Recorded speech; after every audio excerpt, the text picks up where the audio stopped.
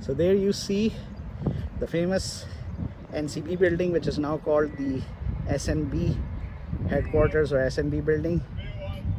You have the Arbaeen Lake, and there you have it at the very far end. This is the new home of Red Sea International Film Festival, which is also called the Culture Square. So, and this is where you will also find team labs. Al Balad has been developed greatly to make it easy for people to walk. I'm right now walking on the main road, which is basically Medina Road, and then joins King Abdulaziz Street at the back, whereas this will continue and then divide into Medina Road and Shara Abu Bakr as-Siddiq or Abu Bakr Siddiq Street. But the whole area has been developed for the better, making it easier for people to walk, making it easier for people to travel between the facilities of Red Sea International Film Festival, because there are three right now. You've got Festival Garden, you've got Culture Square, and you've got Red Sea Souk. If there is a thing called heaven on earth, right now it's Al Balad. I mean, you've got everything over here. And I just don't know, man. I mean, I had covered Red Sea International Film Festival since 2021. And I have to say that the best organized festival has been this year's. These are the shuttles that are running around the clock to transport you between Red Sea Souk, Festival Garden and Culture Square. Clean buses, air conditioned, just like last time. Okay, so behind me you see is the Red Sea Souk. This is the most important point if you are a content creator or you are an aspiring filmmaker. Okay, this is the place where you not only get a lot of talks that enhance your learning and understanding about the filmmaking processes, but it also basically helps you network with people coming in from Hollywood, Bollywood, and all the major film industries, Arab cinema inclusive. And basically, if you have your tickets ready and everything, you have the right badges, the access becomes even better. So right now I'll just give you a glimpse from the inside where people are networking. They have a separate space for the media at the back, and this is where people are coming together. And the area that you see behind is the exhibitors area, where different media companies are having their booths in place. So this is quite an interesting place to be if you really want to develop yourself, if you really want to grow. Hello. Hi everybody, welcome to our program today. Of course, Kaleem has already told you about our guest. My name is Ozzy Agu. I'll be hosting today's Souk Talent Snapshot in Africa. Thank you very much, thank you. So of course, without further ado, I would like to introduce the chameleon, the true chameleon, a man who has played a superhero, a war hero, a Broadway genius, and let's be honest, he even does a better British accent than I do. And I'm not even British, but that's another story. Please, let's give a rip-roaring round of applause for Mr. Andrew Garfield.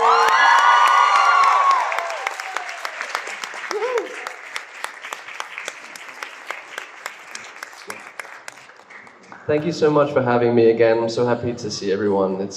I had such a great time last year, and I'm just so happy to be back. And yeah, thank you for moderating this, and thank you to Mo as well, and thank you to the Red Sea Festival. I'm just so grateful to be here with all of you. So thanks for coming out today. Such a cool guy, nah? Such a level-headed, well-adjusted gentleman. We appreciate that, Andrew.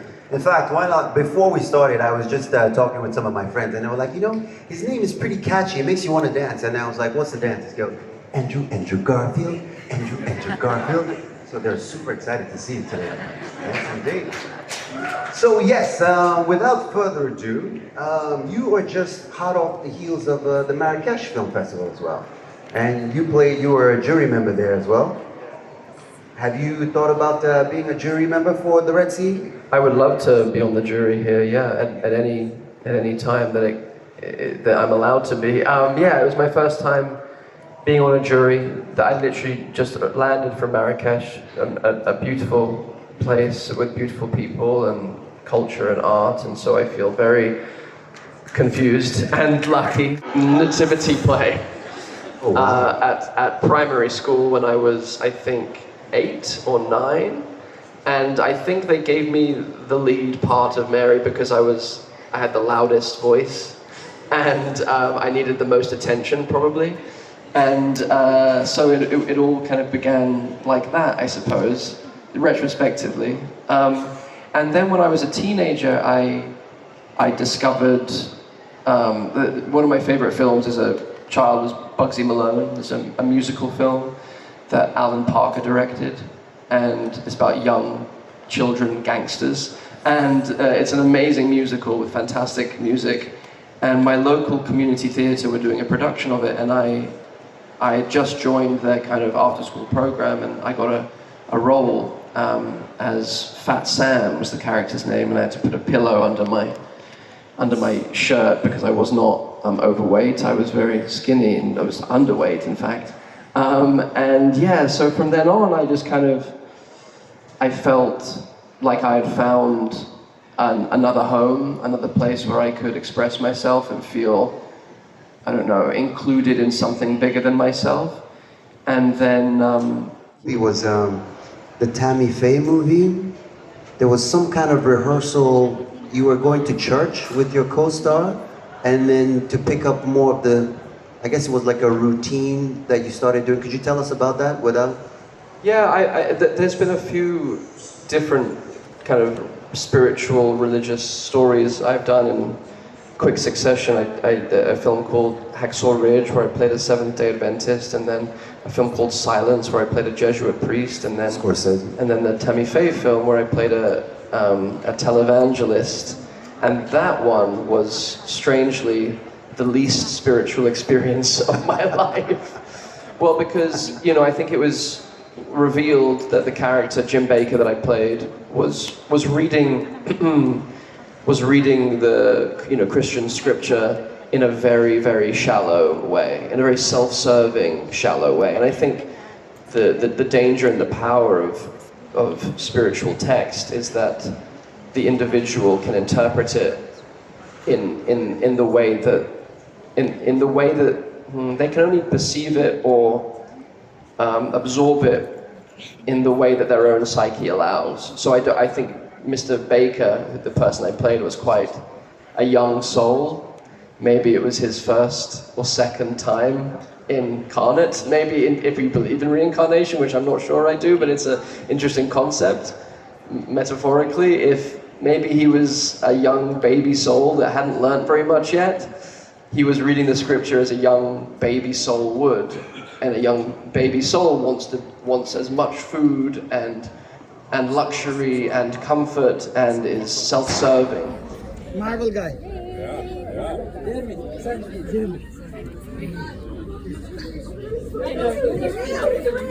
Hawkeye in the house.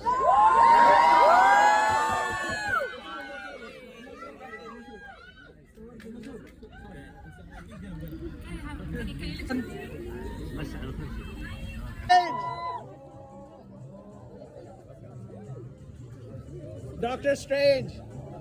Marvel fan.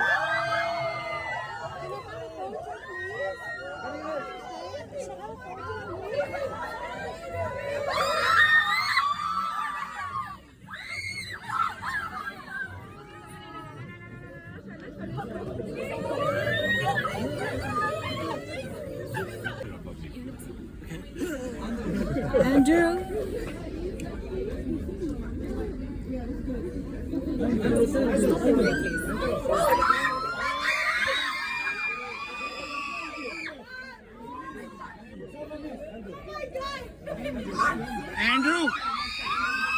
Andrew! Okay, Surah.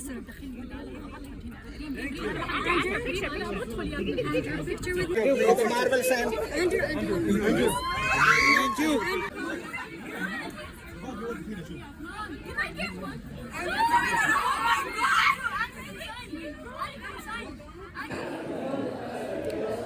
I just came back from the fan zone after standing there for more than 3 hours. It finally happened. I got a selfie with Andrew Garfield and Jeremy Renner while Benedict Cumberbatch was kind enough to wave at me when I asked him. It's just, I still can't believe what just happened.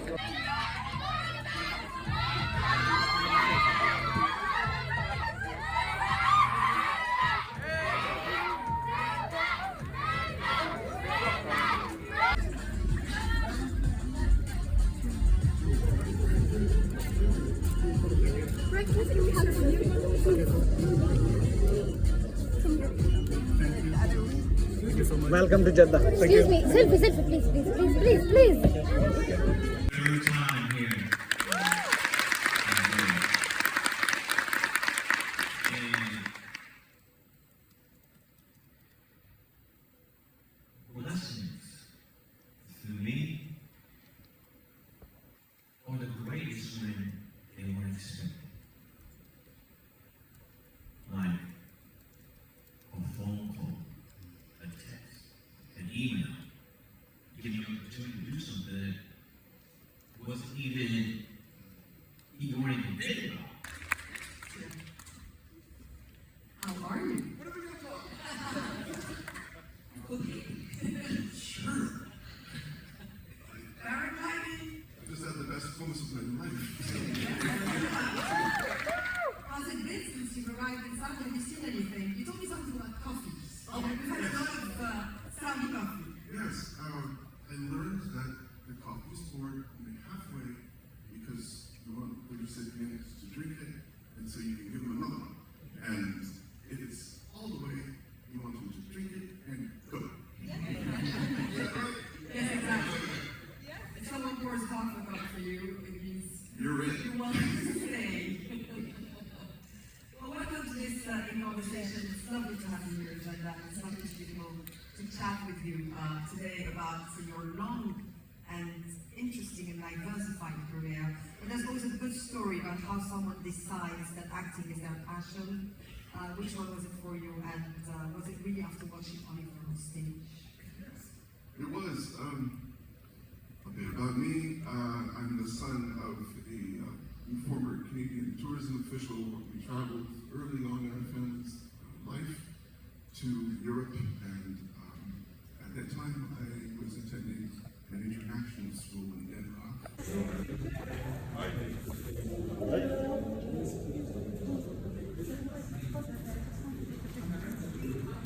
So I'm here with two ladies who are huge fans of Viola Davis. Don't be fooled by their age. I mean, of course, they are very much into film, and that's why, I mean, they take a lot of interest in an actress like Viola Davis. Now, considering that I'm a content creator for superheroes, did Viola Davis talk about her role as Amanda Waller in DC Universe? No, she hadn't. She only spoke about her role in the series How to Get Away with Murder Okay. and The King Woman. Okay. And did anyone from the audience ask her about her role?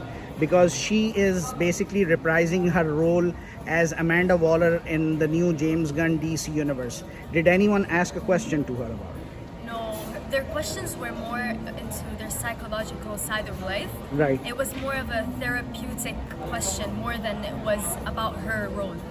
Understood. And in any case, did you find the in-conversation session very insightful?